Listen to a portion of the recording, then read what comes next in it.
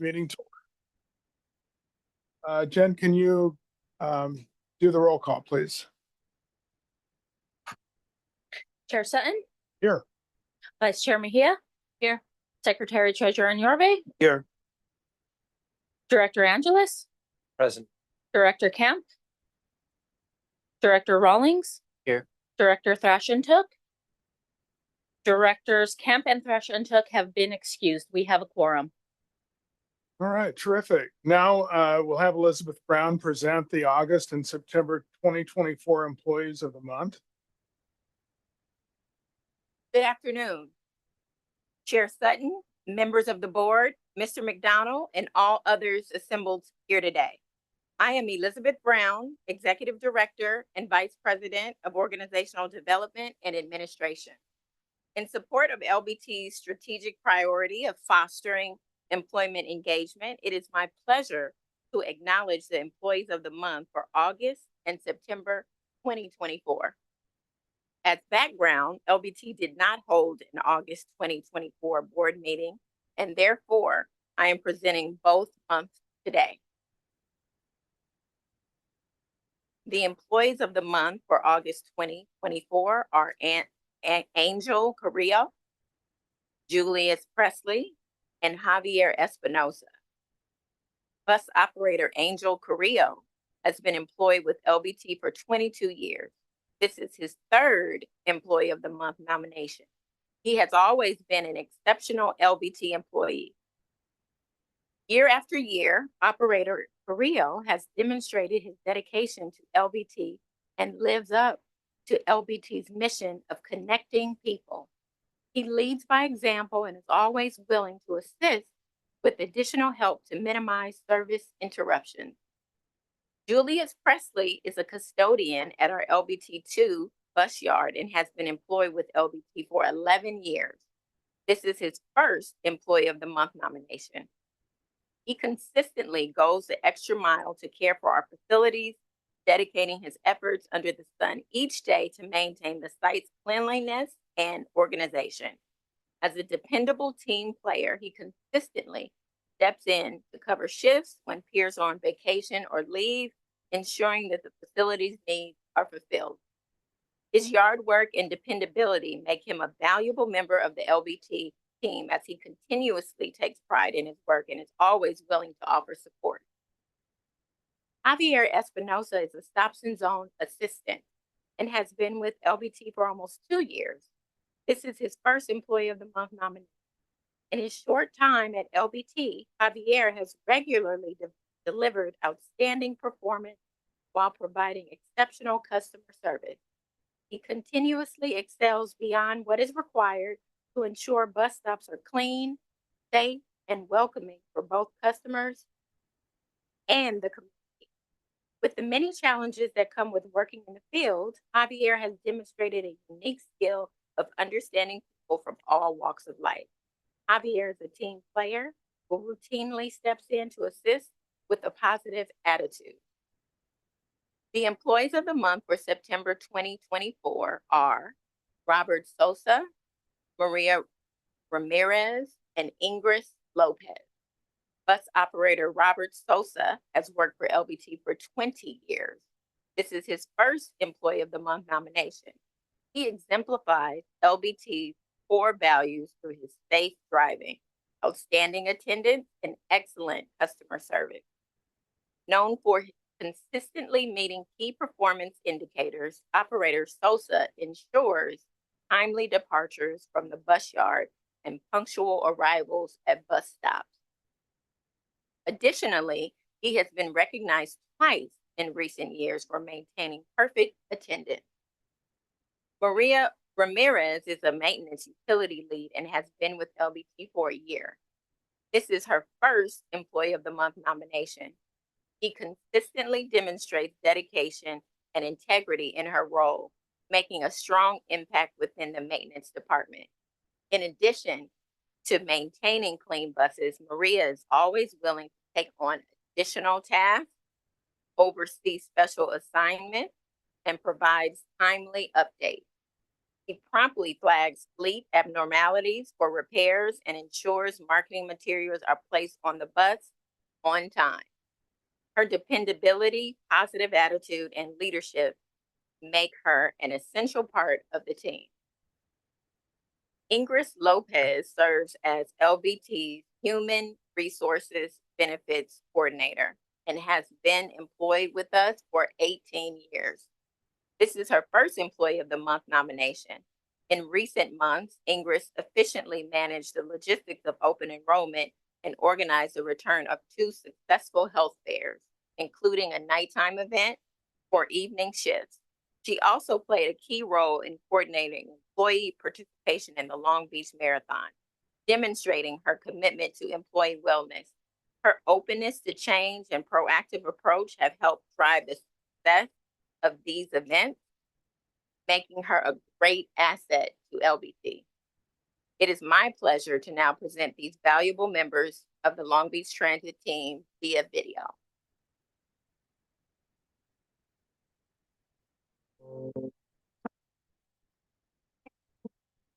Hi, I'm Angel Carrillo. I'm a bus operator. I've been with Long Beach Transit for 22 years. My favorite part about working at Long Beach Transit is serving the community and helping out people. And I love and enjoy what I do for a living. I feel appreciated by the company to be selected Employee of the Month. This is my 3rd time within the 22 years that I've been working for Long Beach Transit. I feel honored, I'm thankful and excited about it. Julius Presley. I've been employed at LBT for 11 plus years. I'm a custodian and I work out at Long Beach Transit too. My favorite part about working at Long Beach Transit is the people in the community. Employee of the Month means a lot to me. I have a supervisor that really cares and he sees the effort I put forth and he acknowledges what I do. And therefore I'm here being an Employee of the Month. My name is Javier Espinoza. I'm in Stops and Zones Assistant for almost 2 years. My favorite part working for LBT is helping out the community and keeping the bus stops clean and tight. I'm really happy to be chosen as Employee of the Month for LBT. Thank you. My name is Robert Sosa. I've been with Long Beach Transit for 20 years and I'm a bus operator. Favorite part of Long Beach Transit is just working with the community, meeting like different, people out there. I feel shocked to be Employee of the Month, but very happy though. My name is Maria Ramirez, and I am a lead here at LBT2 at the maintenance department. And I've been working for the company for almost over a year now. My favorite part working for Long Beach Transit is working graveyard shifts.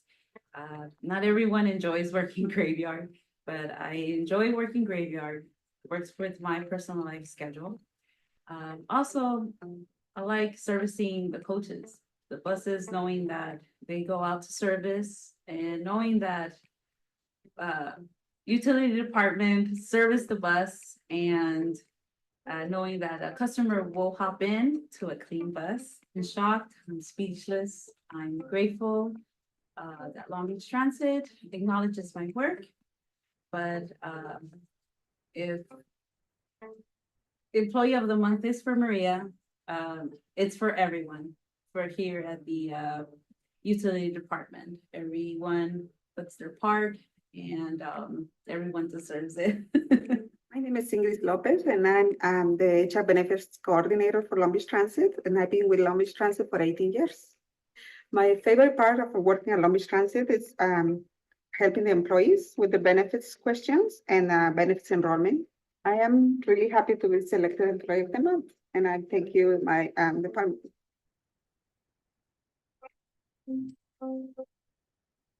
Thank you to all of the Employees of the Month for being dedicated to connecting communities, moving people, making everyday life better. We appreciate all essential workers, especially our own. Thank you. Well, we certainly do, Elizabeth, and thank you for that presentation. Are there any comments from the public?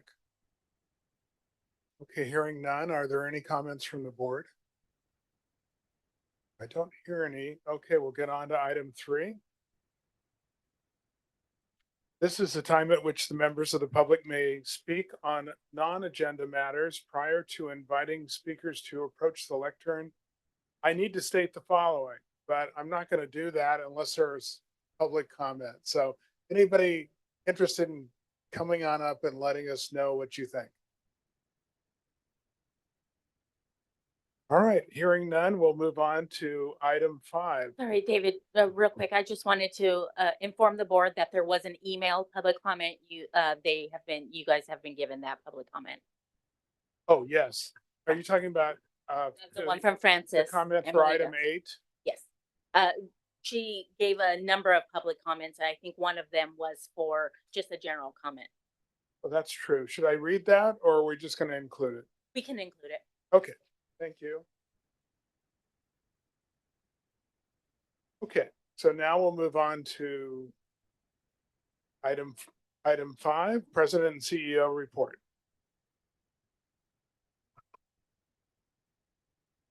Good afternoon, Chair Sutton, members of the board, and all who are assembled here today.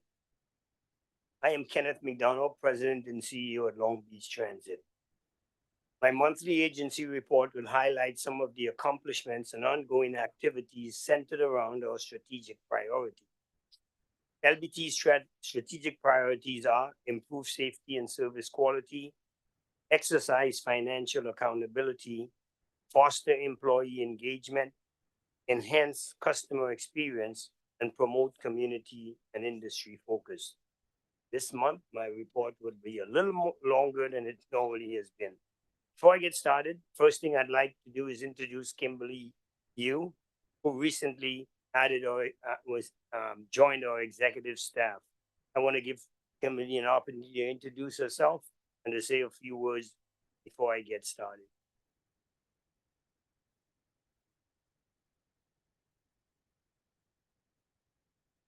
Thank you. Good afternoon, Chair Sutton, members of the board, Mr. McDonald, and all those who are gathered here today. My name is Kimberly Yu. I'm honored to stand before you today as the Deputy Chief Executive Officer. I want to express my gratitude and excitement about joining such a talented, hardworking, and committed team at Long Beach Transit. As noted in Mr. McDonald's Deputy CEO appointment announcement, I bring over 20 years of public transportation experience. I worked for 2 different public transportation agencies in Southern California in various capacities and have private sector experience leading and managing BRTs, light rail transportation projects, and surface transportation projects as well. My previous work experience includes working for several elected officials at the state and local level. And I have served as a board member for several nonprofits and industry organizations, such as Move LA, American Council of Engineering companies, and UCLA's Institute of Transportation Studies. I'm looking forward to working with the executive team, as well as Mr. McDonald, as a strategic thought partner to develop and implement programs and initiatives that support the agency's organizational priorities. Thank you for your time today, and I look forward to working with you and the rest of the LBT team. Thank you.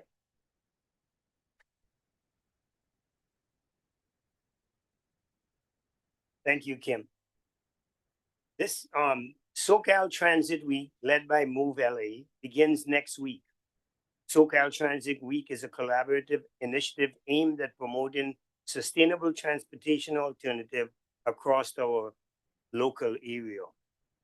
LBT is participating in the SoCal Transit Week and will promote the event of the week through social media and encourage the community to ride transit. The week festivity begins on Monday, September 30th, with a Dress to Impress on Transit campaign, inviting everyone to dress to impress while riding public transportation. On Thursday, October 3rd, the organizers are planning for an elected official ride along on LBT. At this time, they have not finalized the official for this week, but they are trying to get Lena Gonzalez. On Saturday, October 5th, at the Aquarium of the Pacific, LBT will jointly promote ride LBT to the aquarium, and show your tap card to get a discount on admission. Long Beach Transit has announced the return of the Museum Express service in time for the National Arts and Humanity Month in October. The 2024 season will launch on October 5th through October 27, 2024. They're offering weekend transportation to 11 popular arts and culture destinations. Museum Express is a transportation service designed to encourage the use of public transportation while promoting regional arts and culture. This year's destination include a number of museums and libraries. The full list of venues can be found on LBT's website. The fare is $14 per person and covers transportation only. Customers are responsible for their own venue admission.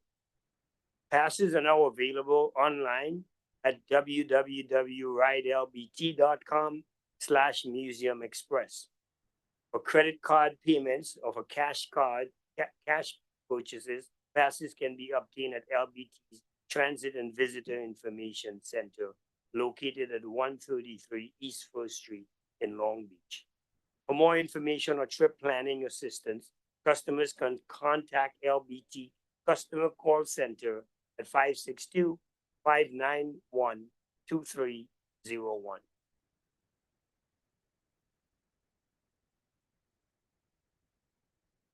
At the March 24th, 2022 board meeting, the board approved a contract for the purchase of 5 zero-emission 40-foot electric commuter buses. LBT has received all 5 buses ordered through BYD commuter buses, and it will be used for the UCLA Express route. The buses are currently in the testing phase, and staff is planning events to introduce the vehicles into service in the near future. The vehicles are 45 feet long and carry about 53 passengers with 2 wheelchairs. It has a range of about 250 miles, so we expect it would easily operate around this route. And it is equipped with numerous cameras so we can observe what's going on inside of the buses. On September 16, 2024, around 10 p.m., LBT dispatch was contacted by the Long Beach Airport personnel to assist with transporting 168 passengers after an airplane landed on the runway and experienced a flat tire emergency. LBT staff immediately provided 4 buses, including our 60-foot articulated buses, to the Long Beach Airport runway and assisted in transporting passengers to the LGB terminal. Passengers were safely transported to the terminal within an hour, and all buses returned to the garage safely. LBT staff and operators are commended for their dedication and commitment to moving people and making everyday life better.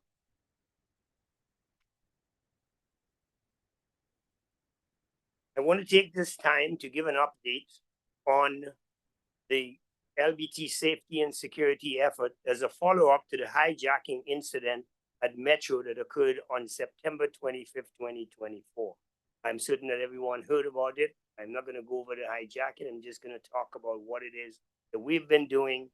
And there is a requirement that is coming out from the federal government that we all the number was listed on that bulletin. 700 transit agencies have to provide what are they doing to protect their employees. On the same day of the incident that occurred on September 25th, 2024, LBT staff attended a scheduled quarterly transit industry meeting with TSA, FBI, Metro, the LAPD, LA Sheriff's Department Transit Bureau, and a host of other transit agencies to discuss safety and security issues, where this incident was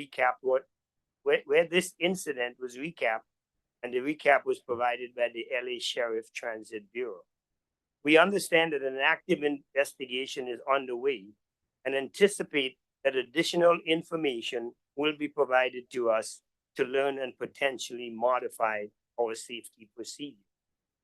In addition, staff reviewed Long Beach Transit current standard operating procedure or SOPs as part of the Public Transit Agency Safety Plan that the board recently approved to ensure compliance with our safety management policy, which states that LBT will, one, commit capital and human resources needed to maintain the safety of the community and LBT employees. Two, enhance and improve the quality of life to the people in the community LBT serves through safe transit practices. Three, encourage reporting of any risk or hazard to the executive management without fear of disciplinary action. And four, never compromise the safety of the community LBT serves or its employees in order to get the job done.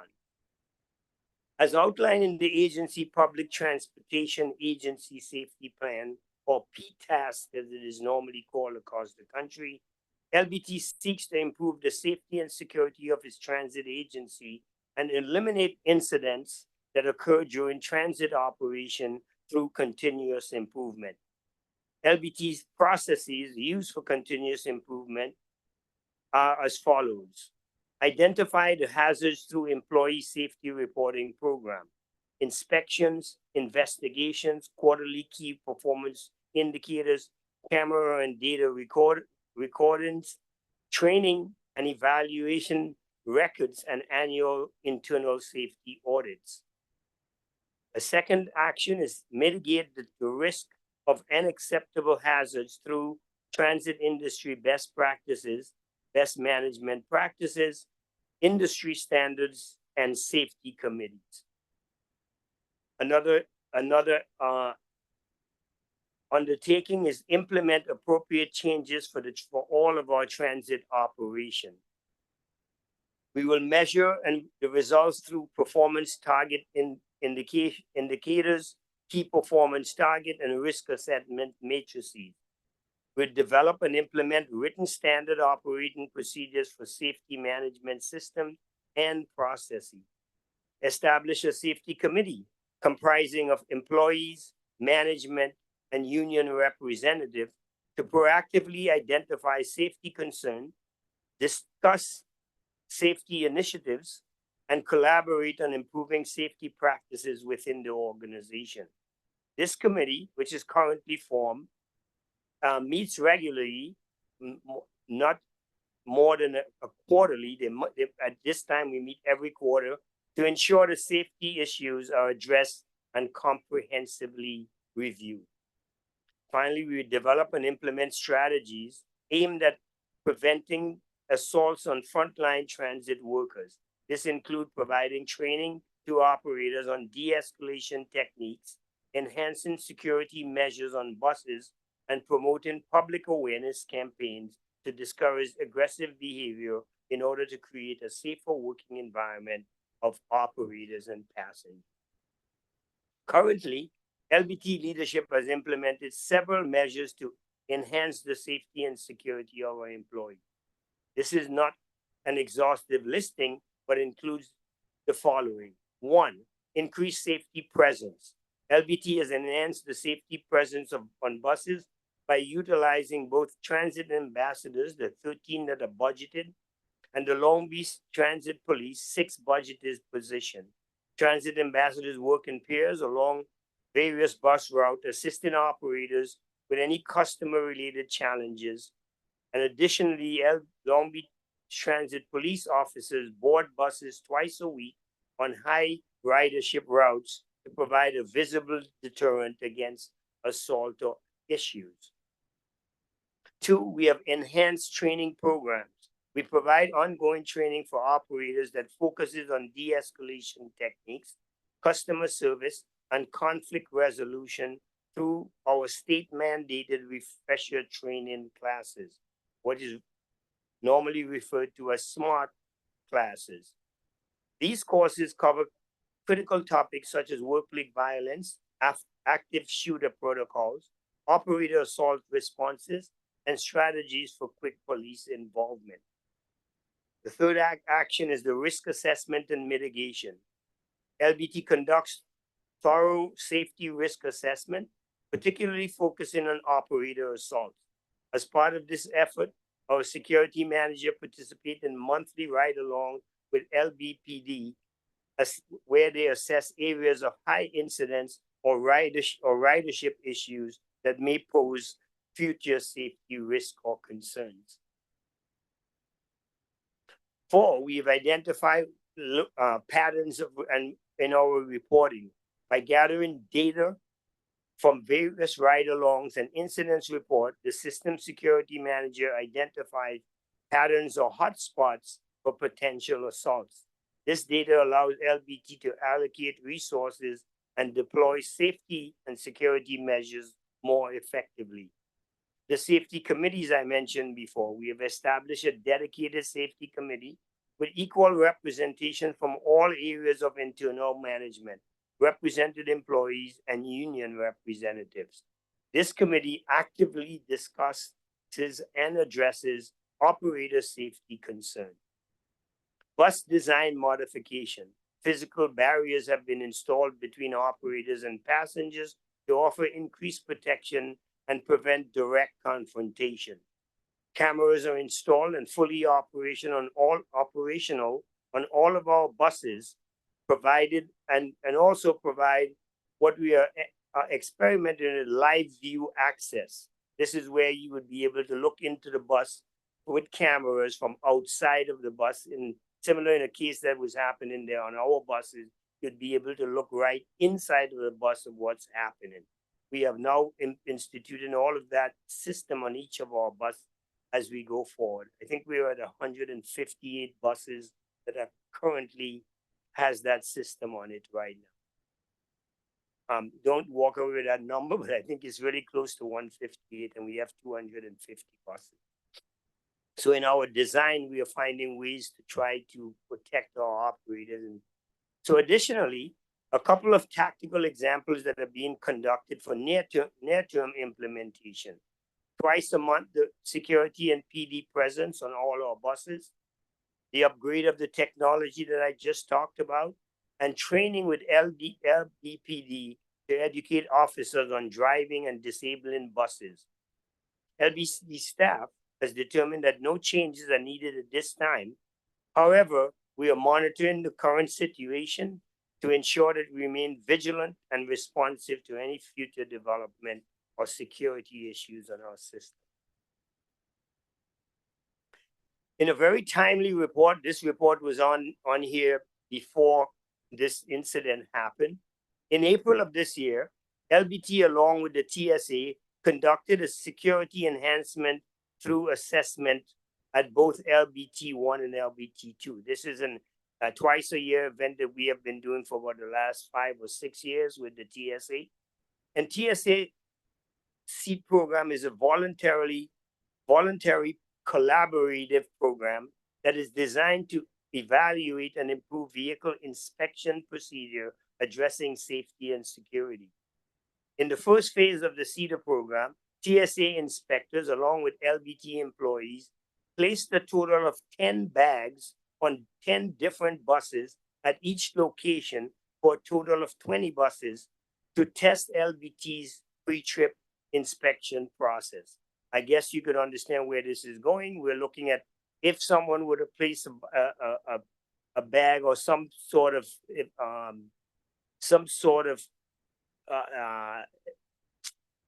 product or on our buses, are we able to discover that during our inspection? So we train our operators to look for these abnormal placements whenever they do their inspection. The first test that was done with us yielded the following results. 6 bags were found, 3 were missed, and 1 bag was removed from the assessment. At LBT, I was at LBT1. At LBT2, 7 bags were found, 2 were missed, and 1 was removed from assessment. Since this is voluntary, we did it again. We went back a couple of weeks later and that's why this first one was done in April. During the phase 2, TSA inspectors conducted training session on vehicle search procedures with LBT operators and trainers at both facilities. So once they went through the first, they went through all folks training us how it should be done. And phase 3 of the program involved retesting LBT's pre-trip inspection processes. And again, TSA inspectors installed 10 bags at 10 on 10 different buses at each location for a total of 20 buses at both of our yards. The second test result were as follows. At LBT1, all 10 bags were located. At LBT2, 9 of the bags were found and 1 was missed. So LBT surpassed the Cedar Pass rate average of 76%, with 100% at one facility and 90% at the second facility. Staff will continue to look at other ways to improve processes and procedures to ensure that LBT is positioned to address the ever-changing threat environment. But this is a voluntary program that we are involved in that sort of fits into exactly what happened here at Metro, trying to take some proactive steps of how we deal with security and safety. I will complete a couple and then we can have any questions. I want to talk about a little bit about what we've been doing in the community. In the agency's effort to promote our community and industry focus, staff has participated in various community events this month. Staff connected with the seniors at the CSULB OSHA Lifelong Learning Institute, where the program allows older adults to take credit or non-credit classes at the university on subject of their interest. The team connected with the group on the different services LBT has to offer and signed up seniors for the reduced fare senior tap card. Staff connected with students and their parents at LBUSD Disability Community Resource Fair at Cabrillo High School, connecting with families and the Go Pass and how LBT can help ease their commute to and from school. Staff hosted a table at the DLBA Parking Day event. The team also hosted an arts and craft team table and staged our 60th anniversary wrap BEB bus, connecting with the community members and how LBT can help ease their commute and reduce their reliance on personal vehicles. Finally, I said it would be long, so we're finally there. LBT will have a number of board members and employees attending the Apter Transform Conference and Expo beginning on Saturday, September 28th and 28th in Anaheim. LBT is currently involved in several large active procurements. I would like to take this opportunity to remind all those who are attending the Apter conference that it is critical that all staff and board members adhere to the established policies when interacting with vendors involved in active procurement. Board members and staff are discouraged from attending vendor-sponsored events or activities. There will be a lot of vendors holding a lot of events, offering different foods, drinks, whatever. We ask that you don't go to the ones. I will send out a letter later this week listing the vendors that we have procurement with, and we ask that you not get involved. Why not get involved with an active procurement? There are other vendors that believe you may be sharing confidential information with the vendors that you meet with. That in itself would bring a protest. It could end all the hard work we have done over the months, the 2 major projects we have undergoing right now. If you have any questions that you would like to clarify outside of this, you can contact myself or you can contact Jen, and I'll try to be able to get some clarity on this. Like I said again, the transform begin on September 29th and ends on October 2nd in Anaheim. That concludes my report today. Thank you very much, and I appreciate your parents, your patience for bearing with me to this long update this month. We made it. Thanks, Ken. Is there any public comment? Okay, hearing none. Is there any comments from the board?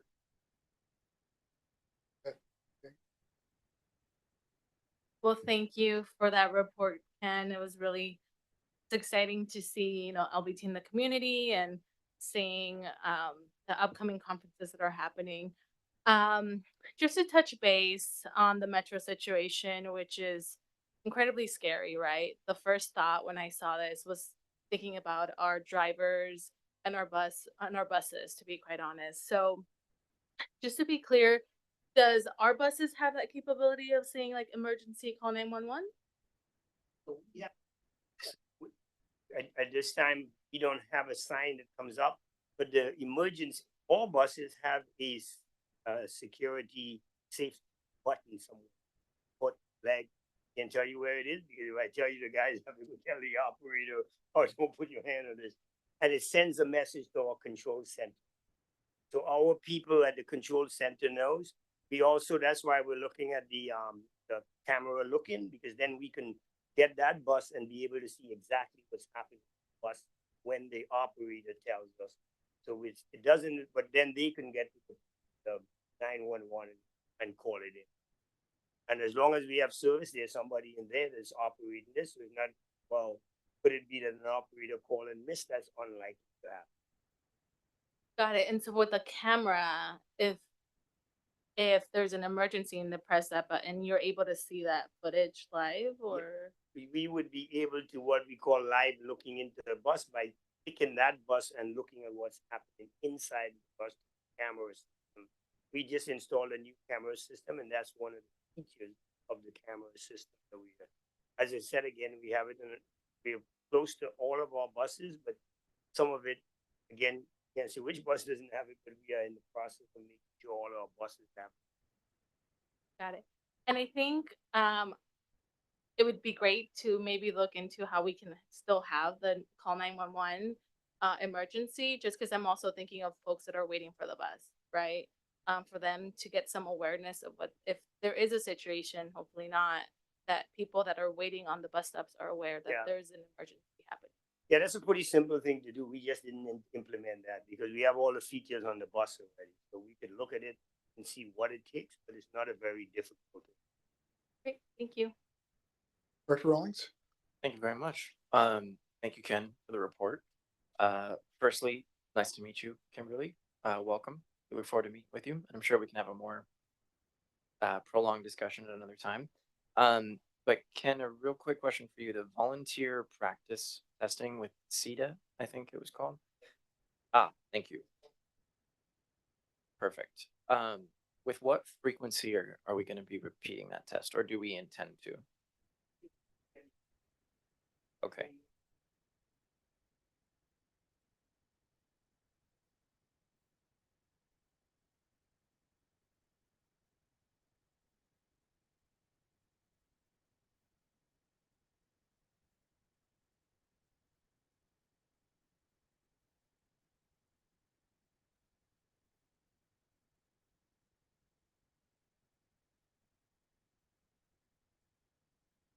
Right, precisely. It's like an airline pilot. Yeah. You're supposed to go in there and do an inspection, then get on the bus. Yeah, thank you. That's precisely why I asked it. With turnover and the nature of infallible human brains, or not infallible, people will forget. So just curious about that. Thank you. Anyone else? No other comment? So we'll move on to item 6, which is the consent calendar. There's one item on the consent calendar, and that is to approve the minutes of the regular session of July 25th, 2024. Is there any public comment? Hearing none, then I'll ask for a motion. So move. Second? Second. Awesome. Okay. So we'll call for the vote. Those in favor say aye, those opposed say nay. And are there any abstentions? I have one because I wasn't here for the July meeting. So Jen, if you'd call for the motion, or rather call for the vote. Chair Sutton, I should have abstained. Vice Chair Mejia, Aye. Secretary Treasurer Yorbe, Aye. Director Angeles, Aye. Director Kemp, Director Rawlings, I believe I will abstain because I was absent as well. Director Thrashentuk. Directors Kemp and Thrashentuk have been excused. Okay, thank you, Jen. We'll move on to item number, the motion passed, by the way. Thank you. And we'll move on to item number 7, the monthly financial report by Lisa Patton. Thank you, Chair Sutton, members of the board, Mr. McDonald. My name is Lisa Patton, and I'm the Executive Director and Vice President of Finance and Budget. I am before you today to present the financial report for the period of July 1, 2024 through August 31st, 2024. The financial report includes a statement of revenue and expenses, a schedule of expenses, and a balance sheet.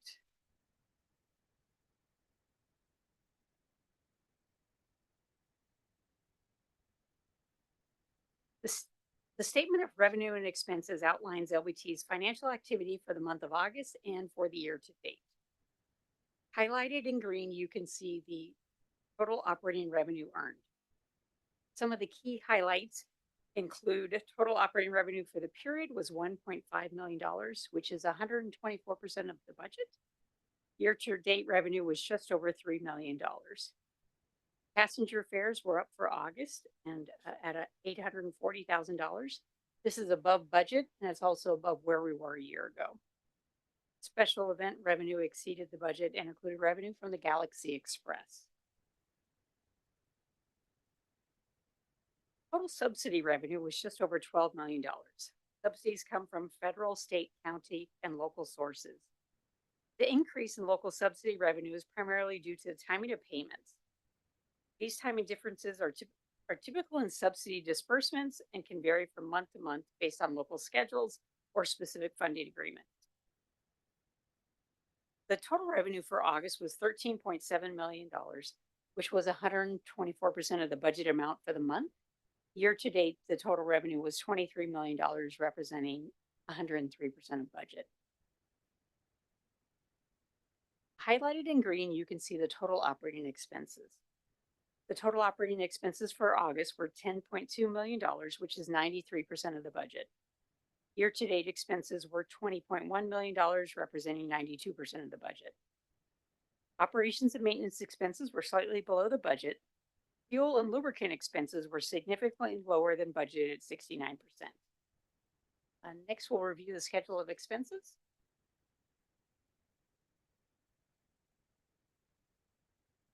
Key expense categories on this page include labor, fringe benefits, and services.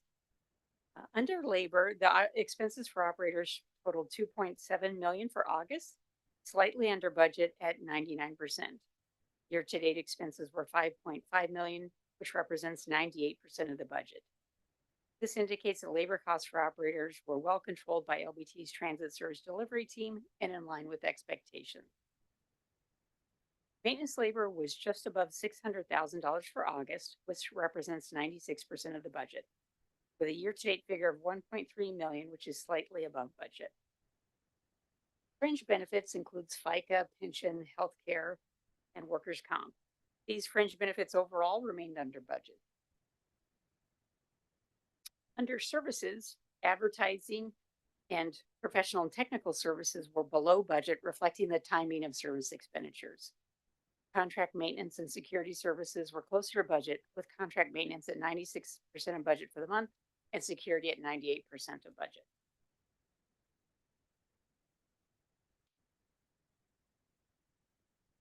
Under material and supplies, you can see the savings in fuel and lubricants. The cost of fuel was notably below budget at 69% for August and 77% year to date. Fuel and lubricants present significant savings, but higher spending on fleet parts offset some of these benefits. Fleet parts and supplies expenses were higher than budgeted at 109% for August and 108% year to date. This indicates additional maintenance needs as well as higher prices for parts and supplies. Under purchase transportation, you'll see dial-lift and aqua service costs reflected there. These were generally below budget, with the aqua service expenses at 87% for August and dial-lift at 91%. Overall, total operating expenses across all categories for August was $10.2 million, which is 93% of the budget, reflecting optimization efforts. Next, I'll review the balance sheet.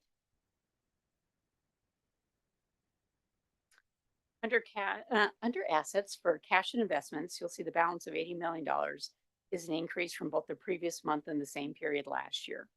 This growth shows a solid cash position and efficient cash management by the treasurer. Under receivables, the decrease in county receivables from 3.6 million in July to 400,000 in August represents a significant drop. This change is thanks to the great work of LBT's grants team. Their work shows a positive sign of collection efficiency. Overall, the decrease in receivables shows improved collections and regular payment cycles being fulfilled, which supports LBT's cash position. Material and supplies inventory stands at $4 million. This shows relatively stable from both the previous month and last year. This stability indicates that the LBT warehouse team, in partnership with the maintenance department and procurement teams, provide a consistent level of spare parts and supplies on hand for operations and maintenance. Next, we'll look at liability.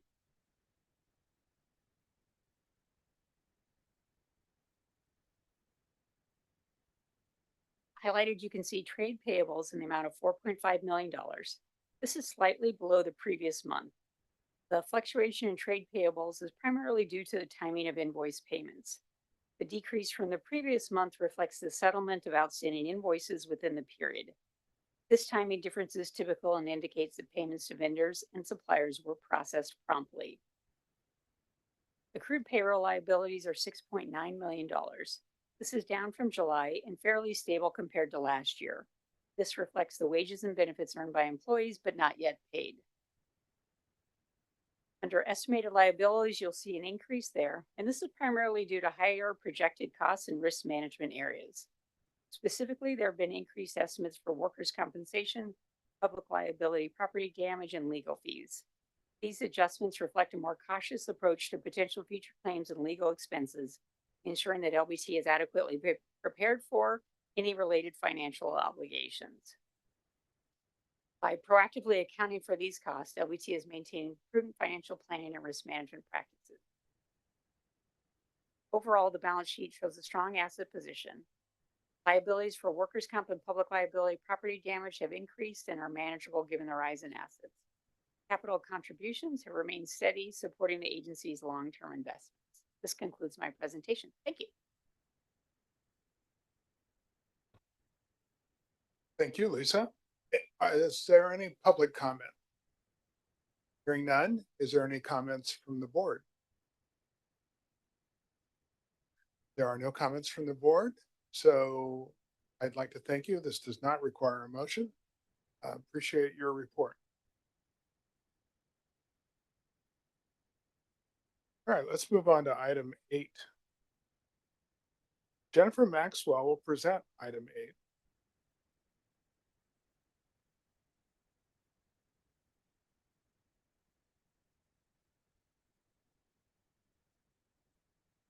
All right. Good afternoon, Chair Sutton, members of the board, Mr. McDonald, and to all assembled here today. My name is Jennifer Maxwell, and I'm the manager of capital programs. I am here before you today. I'm here before you today to request the board to adopt a resolution authorizing the president and CEO to file an application and execute a grant agreement with the Federal Transit Administration in the amount of $24,199,932 of eligible capital funding provided by the Infrastructure Investment and Jobs Act, also known as the Bipartisan Infrastructure Law, commonly referred to as BIL. By way of background, federal assistance for public transportation is provided primarily through the Federal Transit Administration, also known as the FTA. The BIL, enacted on November 15th, 2021, established funding levels and federal policy for the nation's highways and public transit systems for fiscal years 2022 to 2026. The Bipartisan Infrastructure Law authorizes up to $108 billion to support federal public transportation programs, including $91 billion in guaranteed funding. LBT is eligible to apply for federal capital funds from the FTA and submit capital grant applications under Section 49, United States Code 5307, a law allocating resources for transit capital and operating assistance to urbanized areas with populations of 50,000 or more. The Los Angeles County Metropolitan Transportation Authority, or Metro, is responsible for allocating this transportation funding based on the formula allocation procedure. Long Beach Transit's FY 2025 allocation was developed by Metro based on the federal revenue estimates according to established guidelines. LBT will be formally notified of the final federal allocation by Metro following the approval of the FY 2025 budget by Congress. This fiscal year's estimated FTA allocation is $24,199,932, rounded up to $24.2 million as depicted in green in the slide. This amount comprises 53% of LBT's $45.8 million capital budget approved by this board in June. This funding will support LBT's capital initiatives such as fleet replacement, customer amenities improvements, ferry boat electrification, and preventative maintenance. Staff is requesting the board of directors to adopt a resolution authorizing the president and CEO to file an application and execute a grant agreement with the Federal Transit Administration for $24,199,932 under the bipartisan infrastructure law. This concludes my presentation. Thank you. Thank you, Jennifer. I'd like to hear a motion to approve. So moved. Second. Thank you. Are there any comments from the public? Okay, hearing none, are there any comments from the board? Director? Thank you, Jennifer. I have a question regarding customer amenities improvements. Can you give us examples of what that means? Thank you, Director Narve. Yes, customer amenities improvements includes our stops and zones, so bus stop amenities that affect our customers, including also locations like the Transit Mall. So with transit stops in terms of shade, benches, trash cans? That's correct. Okay. Thank you for the clarification, because you talked about, your report mentions vehicles, fleet, facilities, but it didn't elaborate on the customer amenities. Does your team already have a proposed list of the improvements if all this goes through? We do have a proposed list. I would like to refer you to the budget book, and I'm happy to get you information offline, but it is in the capital section of the budget book of what we're proposing for this funding. Okay, I'm only asking because the board has brought up many times concern that our bus stops are not, they don't have shade, there's no seating. And so that's just one of my concerns. And I just wanted to clarify that moving forward, those items will be considered. Yes, and there is a list of customer amenities projects that are not just included in this year's funding. And I think we can discuss that offline. I can get you a list of that. Thank you. Any other comments from the board?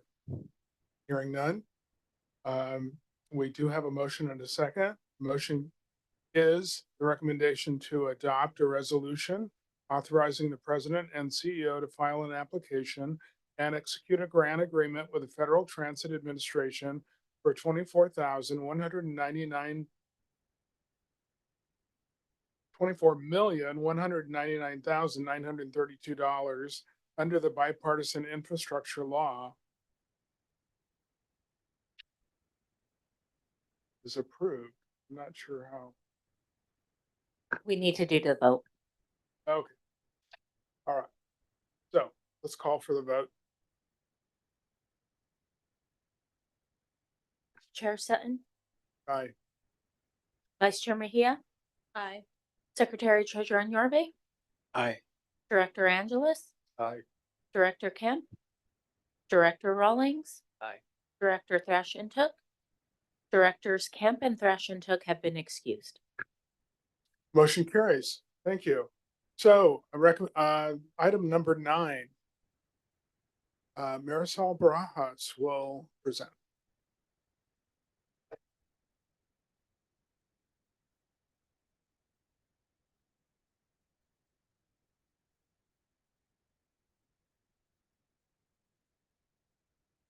Good afternoon, sorry. Good afternoon, Chair Sutton, members of the board, Mr. McDonald, and all who are assembled here today.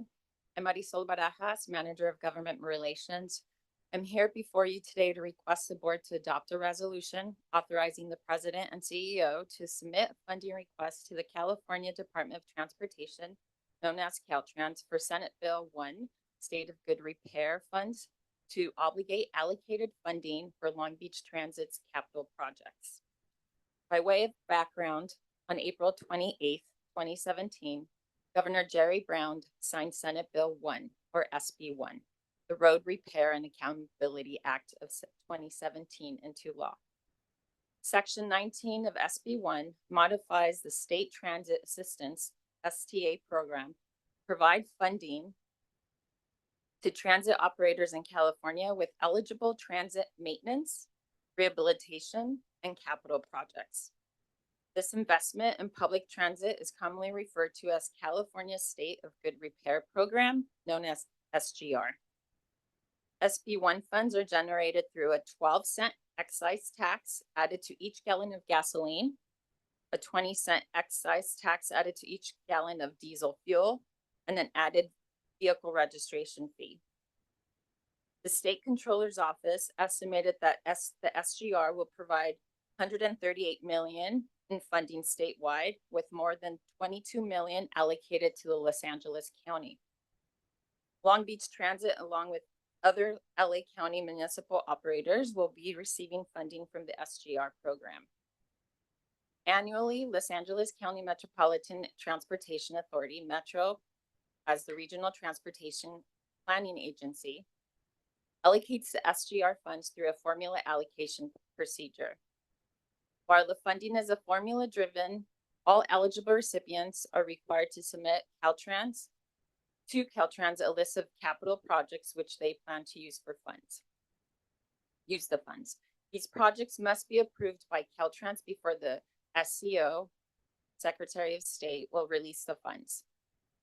The eligible project submitted by LBT is LBT's Articulated Bus Rehabilitation Project for $1,335,188.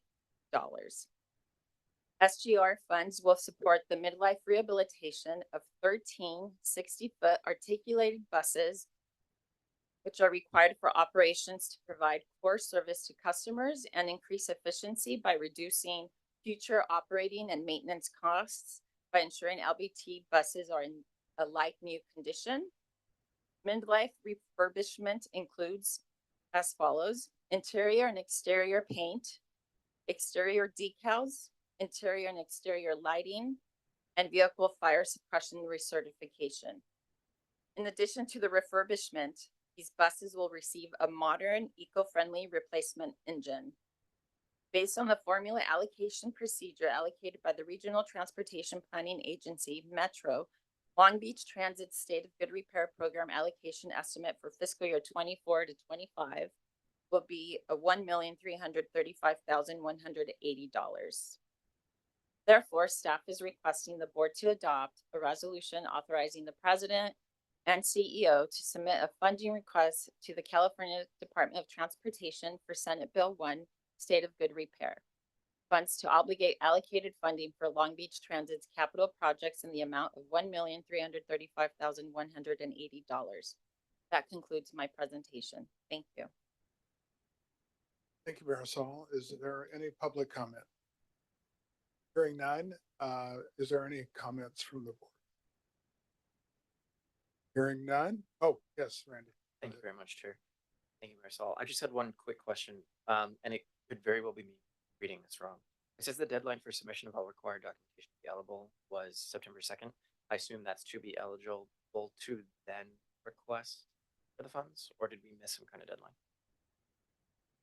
Marisol. Your mic was off. You're correct. Because we go dark in August, we submit a draft as a placeholder to the state. And so once, if we reach approval of the resolution, that is then shared with the state. But they are aware that we are dark in August and understand our timeline. So that's been communicated. Perfect. You read my mind. Thank you. Thank you, Director Rollins. Thank you. Any other questions? All right, so this wasn't Jen's fault, but I did this backwards. I should have asked for the motion first before public comment. So I will ask for the motion now. So moved. Thank you. Second. Second, thank you. All right, let's vote.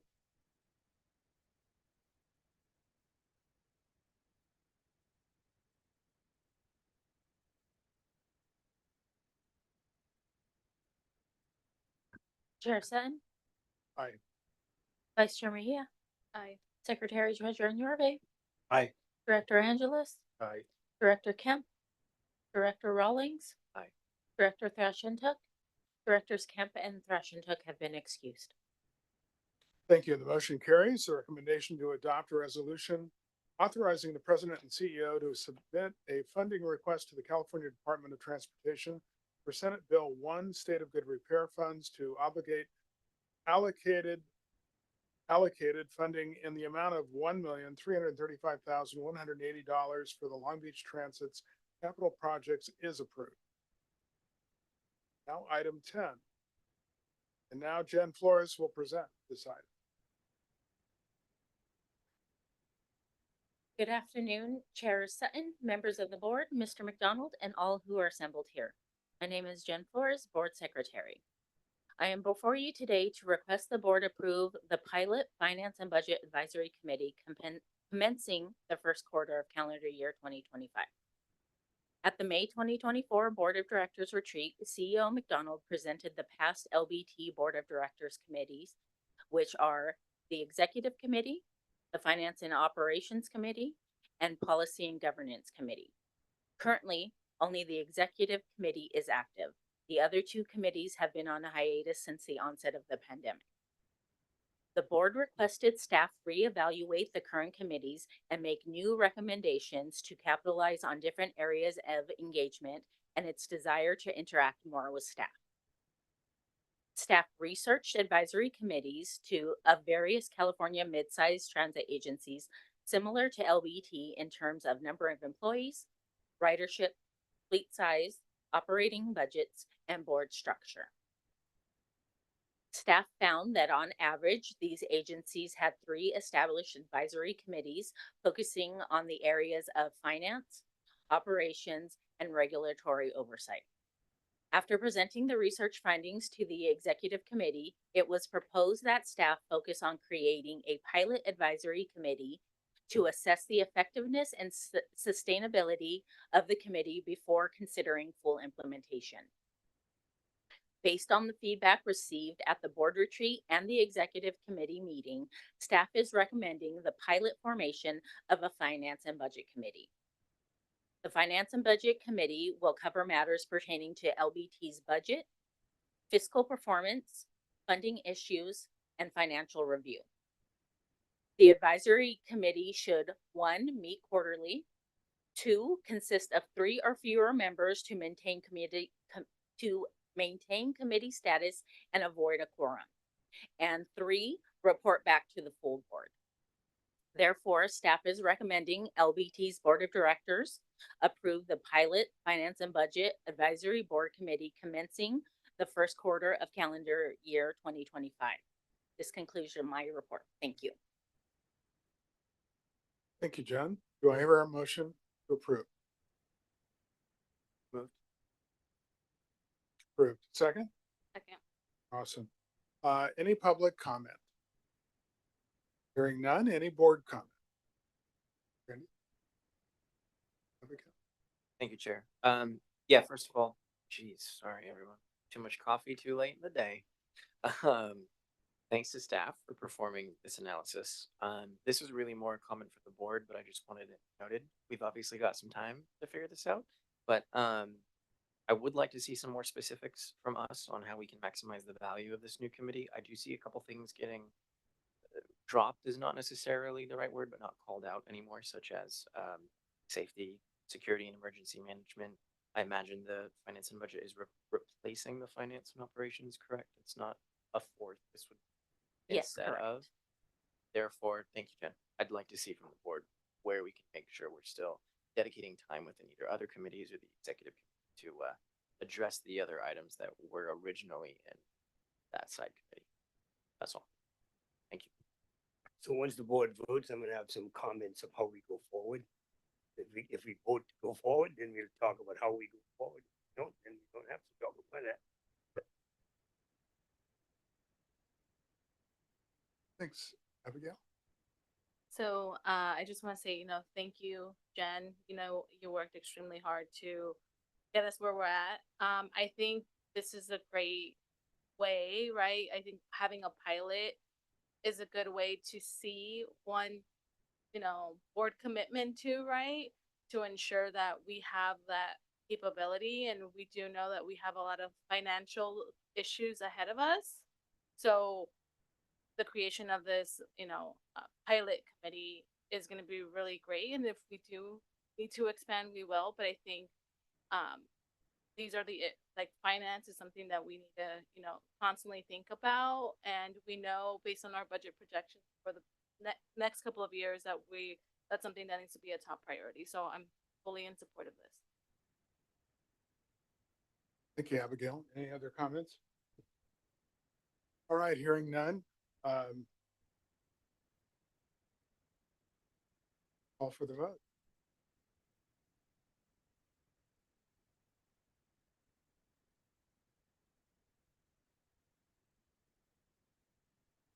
Chair Sutton, Aye. Vice Chair Mejia, Aye. Secretary Treasurer Yorbe, Aye. Director Angeles, Aye. Director Kemp, Director Rawlings, Aye. Director Thrashentuk, Directors Kemp and Thrashentuk have been excused. Thank you. The motion carries. The recommendation to approve the Pilot Finance and Budget Advisory Board Committee commencing the first quarter of calendar year 2025 is approved.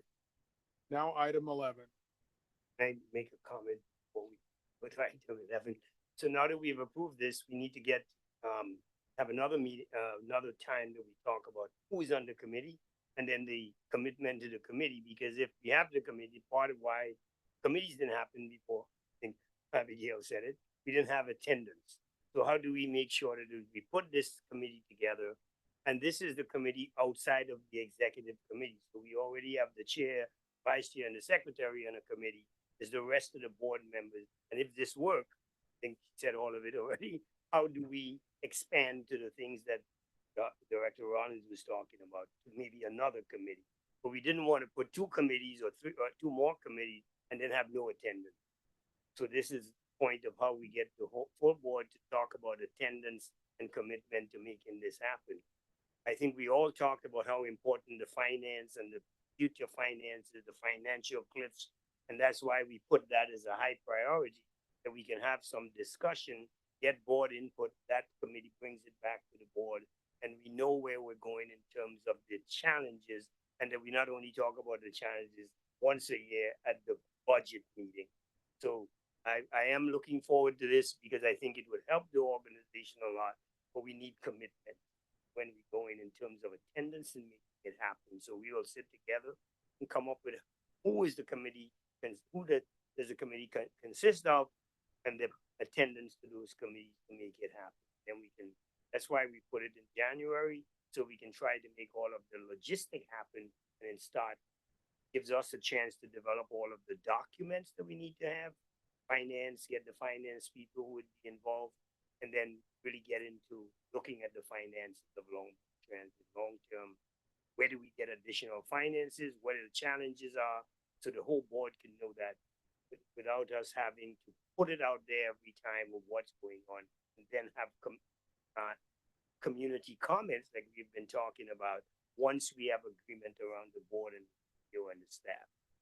So that's what I'm looking forward to with this, to help us to run a better organization. So I am very happy that we did. Thank you. Thank you, Ken. Are there any comments to Ken's comments? All right, hearing, oh, go ahead. I was gonna say thank you, and I'm just excited as you. That's all. All righty, let's move on to item 11. Michael Gold will present. As Michael is approaching the stance, a couple of months ago, we talked about coming up and where our advertising program, I'm certain some of you all remember that we'll bring some and come up and where we are, an overview of the outreach and advertising, some of the marketing endeavors that are going on in the organization. Michael is the executive that leads this. So today he's here to give us an update on where we are or things that are going on in the organization about advertising, outreach, marketing. Mike? Thank you. All right. Oh, this is my title slide. Okay, I was waiting. Well, then, good afternoon, Chair Sutton, members of the board, CEO McDonald, and all that are gathered here today. My name is Mike Gold, and I'm the Executive Director and Vice President of Customer Relations and Communication. And as our CEO mentioned previously, the board of directors had questions about LBT's advertising and marketing, and I'm here to address those questions and share an overview of all the ways that LBT communicates with, informs, and engages the public. So today I've got the agenda here. I'm gonna provide a brief department overview and then discuss LBT's overall advertising strategy and show you some examples. I'm gonna show you our organic or non-paid social media and give you some examples of that. Also gonna show you how LBT communicates with our Khmer speaking customers. And then I'm gonna briefly discuss our community relations and the bus advertising and Wi-Fi pilot. And of course, there'll be time for questions at the end. So first, let's talk about the Customer Relations and Communications Department. Customer Relations and Communications Department, or CRC, has a total of 23 employees, and that includes customer care, which is our customer call center, and our retail center at First and Pine in downtown Long Beach, which we call our Transit and Visitor Information Center. Both of these services, the call and retail center, are available 7 days a week and provide customers with route and pass information, as well as taking our customers' feedback and handling lost items. These services are directly managed by a full-time supervisor, our customer care supervisor, and there are 15 full-time positions as part of that group. Communications, marketing, and media relations handles all of the internal and external communication for the agency and working with the media. These functions include our advertising, our social media, and the development of all of the collateral materials and service information, including our website. There's one manager that oversees this function along with the coordinator. And finally, we have community relations, which is the group that works directly with the community. They speak to groups, they go to events, they promote LBT within the community at large. And here we have one manager and 2 coordinators. So first, we're going to start by talking about Long Beach Transit's advertising. As the community emerged from the pandemic, LBT, we had to take a look at our advertising strategy and make adjustments. Prior to the pandemic, back in 2019, LBT saw ridership growth for the first time in years, and we focused on increasing that ridership growth and increasing our revenue. The pandemic, of course, saw a decline in ridership, and we saw commuting patterns change. People started working from home, students started taking classes online, and so that meant we had to look at ourselves and change our strategy as well. And primarily what that meant is we had to show the value that LBT brings to the community and work on increasing ridership and increasing revenue under this new reality of people working from home, having different commuting and life patterns. And it really meant let's focus on who rides LBT and why they're riding LBT. We had to identify who are LBT's main customers, then develop compelling creative to attract those customers, and finally, develop a placement strategy that reaches the intended audiences. So we started with who rides LBT? Let's take a look at the people who ride our bus most frequently. Well, We have years of survey to help us develop that strategy. And what our years of survey tell us is that 48% of our customers are Latin, 29% of our customers are Black, and about 25% are white. 12% of our customers are Asian. We also know that about 74% of LBT customers speak English, 34% speak Spanish, and these numbers exceed 100% because customers could choose English and Spanish. They could, or I could say they could choose multiple languages that they speak at home. We also know from our surveys that about 86% of LBT customers note that they are proficient in English. Here's a breakdown of our customers by age, and that shows us that most customers, about close to 70%, are between the ages of 18 and 44. And why are they riding us? Most customers ride LBT to school or work or both. So what does it all mean? Well, in the advertising, to effectively spend our limited resources, we focus on the key demographics, where most of our customers fall. And that is someone who is a worker and or a student speaking English or Spanish and is between the ages of 18 and 45. That's the building block of our advertising strategy that we implemented post-pandemic. It's that demographic data, it's the data that we looked into that drives the strategy. So, coming out of the pandemic, we refined our strategy to focus on key demographics to increase ridership and to attract customers based on one, reaching people who are diverse and similar to those that are already riding LBT. That's really key. Looking at who's riding and focusing on how do we replicate that. Also, reaching Long Beach State students to promote our Go Beach Pass. Students are a key audience, as our demographic shows, and the Go Beach Pass can generate revenue. We also want to promote our water taxi services during the summer months because, again, that's a revenue generator. And part of this whole mix is that we want to build awareness about Long Beach Transit through two areas, promoting career opportunities and also promoting our special services like the Galaxy Museum Express and our UCLA Commuter Express. The first campaign that we launched was about 1.5 years ago, and it was called Ride the Bus. And that campaign continues to this day. Ride the Bus is all about showing who rides LBT and why they're riding. We're telling the stories and showing the people who rely on our services every single day.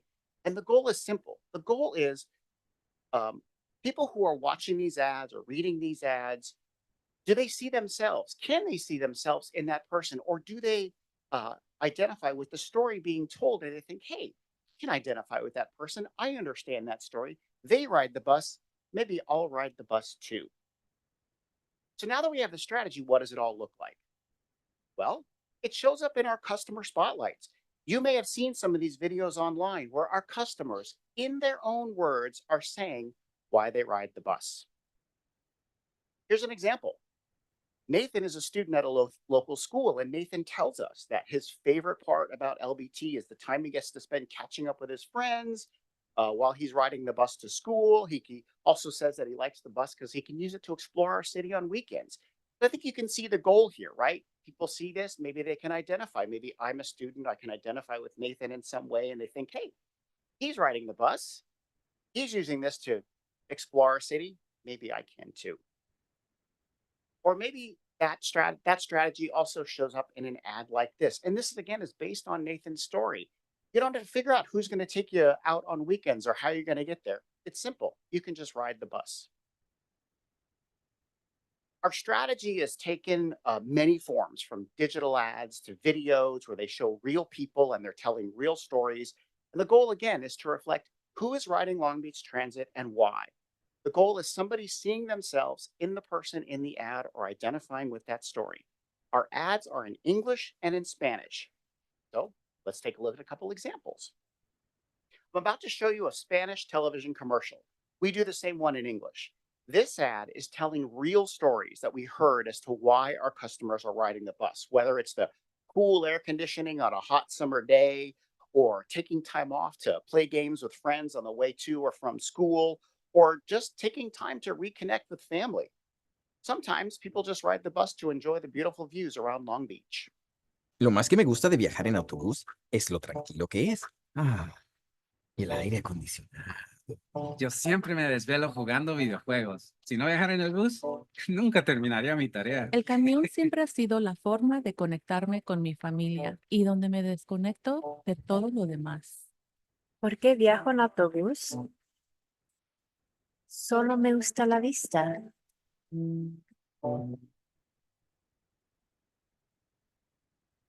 Lo más que me gusta We also see it in our current television ad. Again, also available in English and Spanish. I'm going to show you the English version.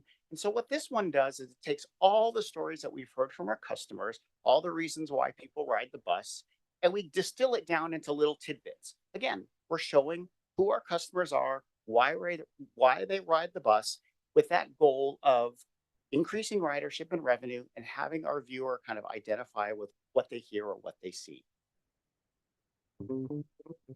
When you ride the bus, you get a real pick-me-up, whether you're going to work or on the way to play pickup. It's a real shift in vibe when you don't have to drive, and you see the world through a fresh set of eyes. It's where you have your place and you have your people. It's how you find new places for your people to go with you. And that good feeling makes you feel like home, all the way back home. It all starts when you ride the bus. Learn how at ridelbt.com/ride. The next example I want to show you is a new campaign we launched in September on paid social media view. And some of you may recognize this Long Beach Transit customer. And in these new spots, we are riding the bus with somebody. We're showing again who's riding LBT, why they're riding, and the goal is simple. Again, can I identify with this person? Do I see why they ride the bus? Maybe I can ride the bus too. The Ride the Bus campaign, as I mentioned, has been in place for about a year and a half, and it's directed people to a special web page so we could measure its success. And so since its inception, the Ride page saw over 136,000 views, and overall in fiscal year 2024, ridership was up by about 15%. Revenues went up as well. Our CRC team has been tracking the investments that we place in advertising, and we're working on how we measure that return of that investment based on ridership and revenue growth. So let's take a look at this new spot. Hi, my name is Jennifer. Come ride the bus with me. I'm the citywide accessibility coordinator for the city of Long Beach. I've been riding Long Beach Transit since 2000. I often take Route 121 to 2nd Street, and I also take Route 190s to the Cinemark at the Pike. As a person with a disability, I find it really easy to navigate the Long Beach Transit bus route system. I feel confident when I make spur-of-the-moment plans with family and friends to go to dinner or to see a movie or even to get to and from work. I also am a rider with the Dial a Lift program at Long Beach Transit. It's a paratransit service for people with disabilities. I really like taking Dial a Lift when it's raining outside or when it's too hot or when it's later at night. My favorite part about riding the bus is being able to do other tasks like answer email or catch up with friends via text or phone calls. Hi, Minnie. So we're going to be releasing a Ride the Bus series, a new one every single month. So next, I want to briefly talk about our student-focused strategy, and it's called Bussin' is Easy. Now, I have kids at home, and so the term bussin' may or may not be familiar to you, but it means something that's good, something that's bussin'. It's cool, right? And what we're doing with this is we're doing a play on that word, and we're trying to show that Long Beach Transit is fun. We're speaking to students in a language that they understand, trying to show that the bus is convenient, it's fun, and it's easy. And we're speaking to them in a different way than you saw in the previous ads. We're trying to communicate with our audiences in a way that they receive the information. So the campaign is focused on fun. It plays into things that Long Beach State students directly identify with, such as a parking hassle. And we try to show them why taking the bus is easier. And the primary placements for these are on paid social. So here's a few examples. And as you can see, the look is different and they're directly tied into insights at Long Beach State, right? Like a parking or something about studying on campus. And we use different graphics, as you noticed from what we did before. I'm going to show you an example of a student-focused ad. This one was pre-roll on YouTube. again, students tend to watch YouTube a lot, so that was the placement for this. And you might recognize that it's got kind of a retro feel to it. Worth noting that at the end of fiscal year 2024, sales of the Long Beach State Go Beach Pass were up over the previous year.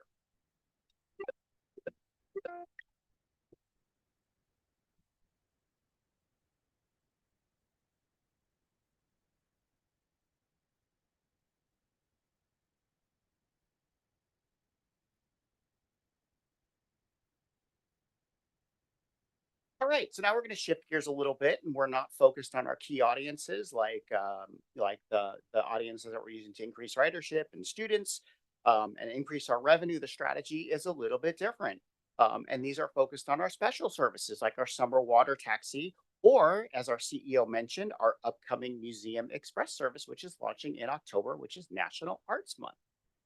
So taking a look at our water taxi ads, you can see they have a look and feel all to their own, but they fall within the Long Beach Transit uh, branding. And we use the tagline "Next Stop," and this is a direct link back to our bus services. The goal here is showing people what we do as a transportation agency and enhancing our brand so people see what we do, and also with the goal of, hey, Long Beach Transit operates a boat. I'll try that out. Maybe I'll try the bus too, right? It's kind of a gateway to hopefully try some of our other services. I'm going to show you an example of a social media ad. This one is in Spanish. And of course, we do the ads in Spanish and English, and this is promoting our water taxi service.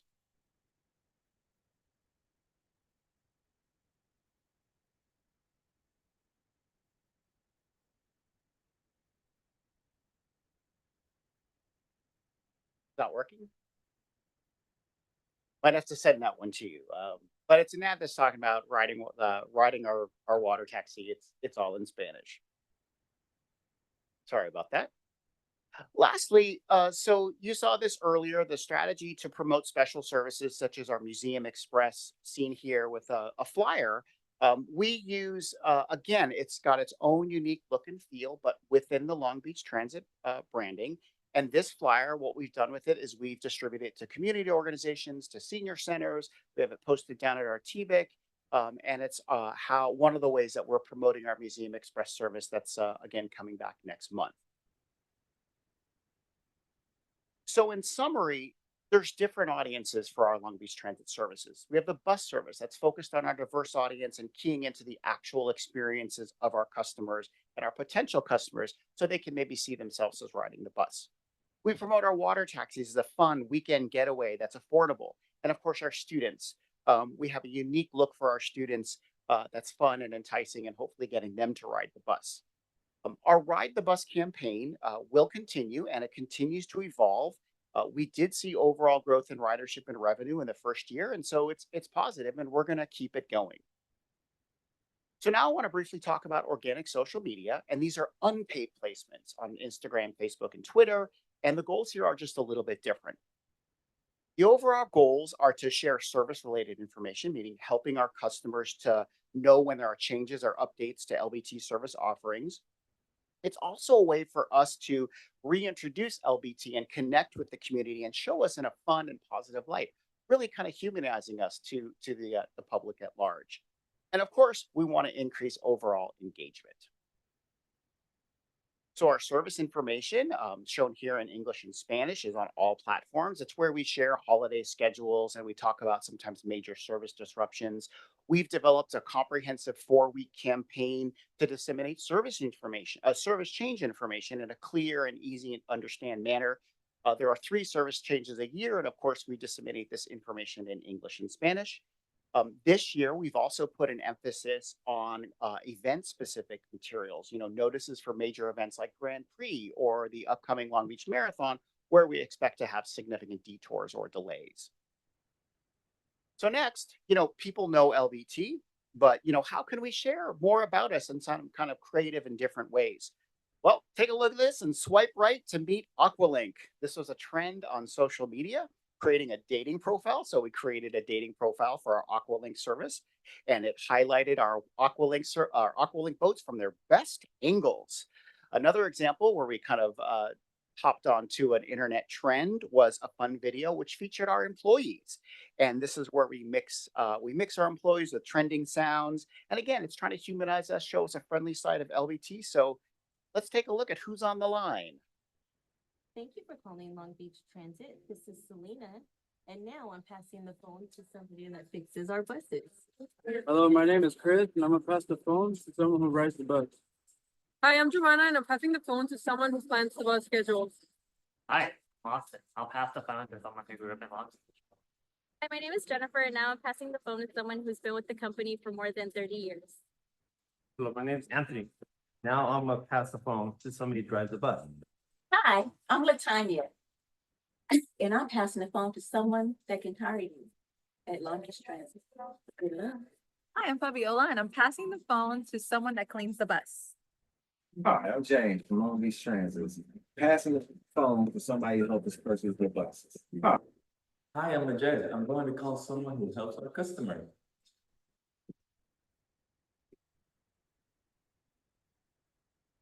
So to increase engagement, we've implemented new strategies like interactive polls, live coverage of when we're participating at community events. We put heritage landmarks and show where they are on Long Beach Transit's routes.